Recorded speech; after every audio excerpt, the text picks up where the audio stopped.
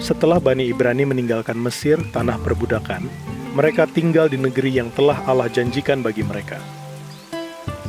Allah memilih Saul untuk menjadi raja bagi umatnya, namun tidak lama kemudian, Saul mengingkari firman Allah dan tidak taat kepadanya.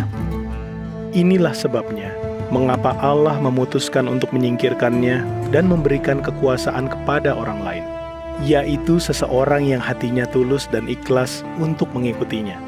Demikianlah Allah memilih seorang raja yang baru.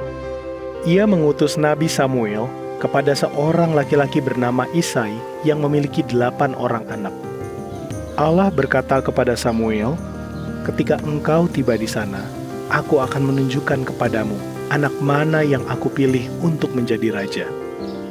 Ketika Samuel bertemu Isai, Isai membawa anak sulungnya. Samuel melihat bahwa anak ini tampan dan gagah, dan berpikir dalam hatinya bahwa pastilah dia orang yang akan dipilih Allah untuk menjadi raja. Tetapi Allah berkata kepadanya, "Samuel, jangan terkecoh penampilannya atau perawakannya, karena ia bukanlah orang yang aku pilih. Aku tidak melihat seperti manusia melihat. Manusia melihat penampilan lahiriah, tetapi aku melihat hati." Isai membawa anak keduanya kepada sang nabi. Namun Samuel mengatakan kepadanya bahwa bukan dia yang dipilih oleh Allah.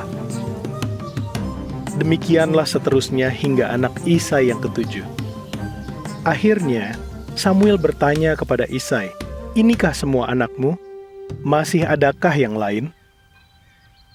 Dan Isai menjawab, "Aku masih memiliki seorang anak bungsu yang sedang menggembalakan kawanan domba."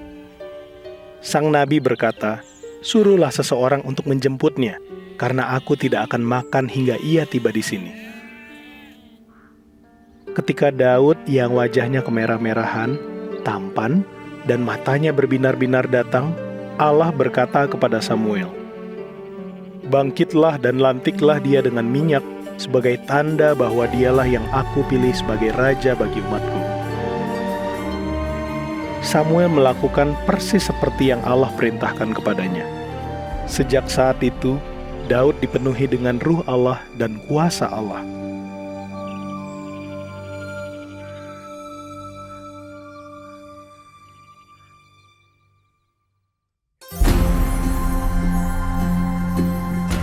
Kriteria apa yang Allah gunakan ketika memilih Daud?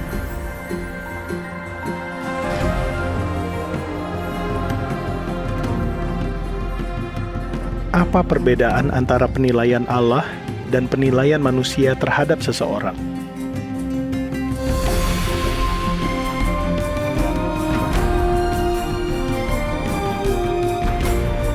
Bagaimana dengan Anda? Kriteria apa yang Anda gunakan untuk menilai orang lain?